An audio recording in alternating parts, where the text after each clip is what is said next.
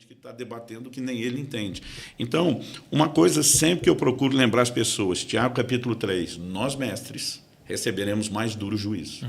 Ensinar a palavra de Deus não é só um privilégio, é uma responsabilidade. Por quê? Se você ainda não entendeu o quadro e está passando à frente algo incompleto, Jesus diz, qualquer que tomar um desses mandamentos e os violar, e assim ensinar aos homens, será chamado menor no reino. Ele não está falando de um violar a desobediência que te impede de estar no reino, mas um violar, uma deturpação na aplicação, vai ter consequência depois. Aliás, já que eu falei do que Jesus citou, por exemplo, quando Jesus diz, eu não vim revogar a lei, eu vim cumprir, para mim esse é outro ponto mal entendido. Eu pergunto até para pastores, pregadores, cara, o que isso significa para você, eu vim cumprir? Aí o cara me olha e fala, obedecer. Eu digo, então, se Jesus não veio revogar e veio obedecer, está tudo de pé. Continua tudo. Aí o cara fala, é mesmo? O que significa isso? Em inglês, acho que até é fulfill, né? De preencher, né? É como se tivesse um vaso ali, ele... E a ideia de cumprir não é obedecer, é o cumprimento do caráter profético. Então, Jesus está dizendo, não é mera revogação, não é que Deus olhou e disse, me arrependi, mudei de ideia. É que tudo que a lei profetizou se cumpre em Cristo. Então, ele está dizendo, eu sou o cumprimento. Aquele cordeiro que morria todo ano. Quando João Batista aponta para Jesus, diz, esse é o cordeiro de Deus, ele diz, aquela figura completou, cumpriu. Então, agora, não precisa mais sacrificar os animais. Sim. Então, entender, aí é o que a gente trata no capítulo do caráter profético. Entender isso também é importante. Por quê? Senão, na cabeça das pessoas, tudo que se fazia lá não se faz mais. E não é bem assim. Então, no Velho Testamento tinha oração, no Novo continua tendo oração. O Velho Testamento tinha esmola, no Novo continua tendo esmola.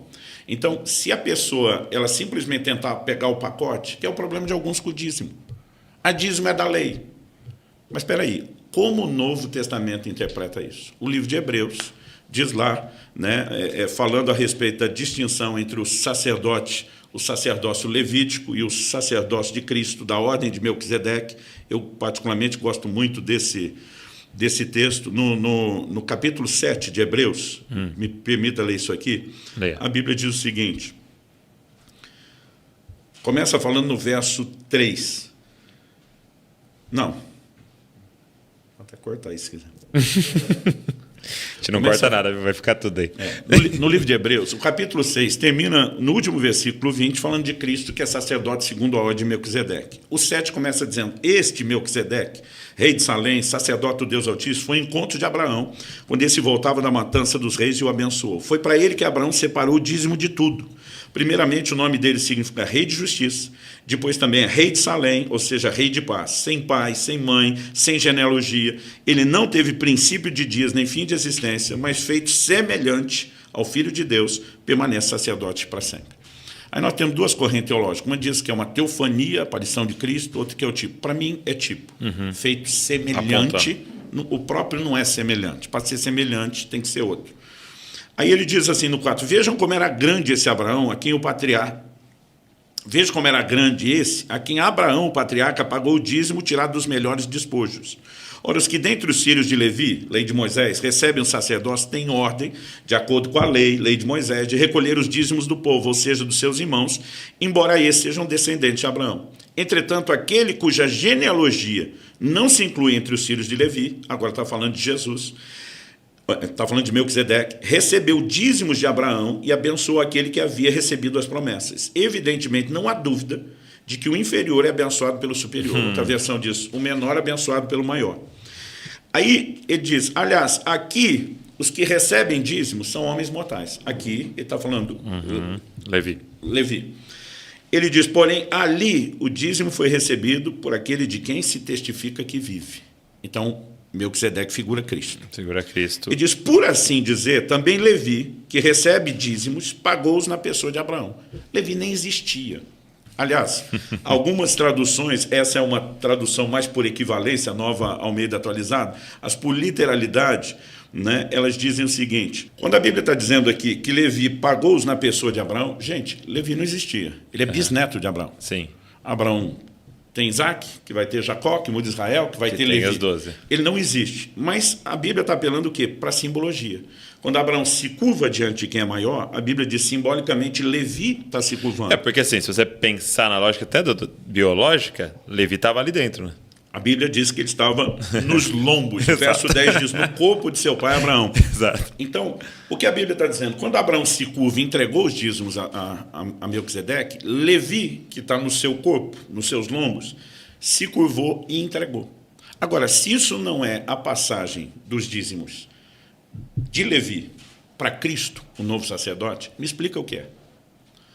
Então, Cristo, de acordo com a lei, nunca, e nem Melquisedeque, poderia receber os dízimos. Isso aqui, antes da lei, já tem uma sinalização profética, que os dízimos que seriam entregues à tribo de Levi na vigência temporária da lei, quando se encerrasse esse sacerdócio e, consequentemente, essa lei começasse um outro sacerdócio, haveria uma outra lei e os dízimos seriam de Cristo.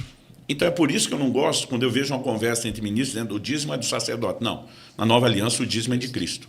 Sacerdote tem salário, não tem percentual de ganho em cima daquilo que é entregue. Então, o que a gente precisa é ver como o Novo Testamento definiu cada coisa.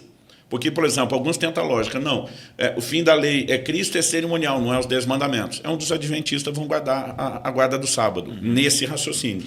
Mas Colossenses 2, 16, 17, diz, ninguém vos julgue por causa de lua nova, dia de festa ou dia de sábado, sombras de bens vindouros. Então, se o Novo Testamento interpretou o sábado como sombra, se Paulo diz lá em Romanos 14 que não tem diferença entre dia e dia, acabou essa literalidade. Agora, se sustenta o dízimo na nova aliança, a questão não é que ele é da lei, porque, na verdade, ele começou antes da lei com Abraão. Mas também nós não podemos pegar só esse raciocínio. Então, tudo que é antes da lei continua, porque a circuncisão também é antes da lei com Abraão. Só que o Novo Testamento redefine a aplicação dela, dizendo que a circuncisão é no coração pelo batismo. Então, vai ter que olhar ponto a ponto. Ponto a ponto. Então, o Velho Testamento ilustra o Novo explica o Velho. Não é pegar o pacote e dizer, jogou tudo fora, entendeu? É você conseguir entender, à luz do Novo Testamento, o que sustenta. E, meu amigo, isso dá trabalho. Graças a Deus pelos mestres. E para um povo que, às vezes, não quer estudar os detalhes, a gente acaba tendo algumas distorções. Mas acredito que ninguém acorda de manhã pensando, eu vou distorcer. É a falta de enxergar o todo. Agora, eu queria que você expandisse um pouco essa ideia da graça que empodera para viver de forma a agradar ao Senhor. Porque assim, eu estou lendo um livro junto com a liderança aqui, chamado Vocação Perigosa. Você já viu? Paul Tripp. É um livro maravilhoso, assim. E um dos pontos que ele trabalha, né, o Paul Tripp, ele é um pastor de pastores lá nos Estados Unidos, né? Ele cuida de muitos pastores, e muitos pastores com grandes problemas, né? Pastores estão passando por grandes problemas, é um ministério dele, assim, né? E ele aponta algo assim, a raiz da maioria dos problemas que ele trata é quando o líder começa a achar que, para a condição que ele está, já não precisa mais da graça. Ele usa muito o evangelho, né? Trata o evangelho e a graça como essa grande porta de entrada e não um caminho a ser percorrido até o fim, né? Então, é como se eu pregasse o domingo, isso aqui é aplicação para vocês, hein? Então, começando. Para eu que estou aqui em cima desse púlpito. Já entrei. Mas eu queria que você falasse um pouco dessa graça que empodera a viver tudo que Deus tem para nós. Bom, então vamos lá. A gente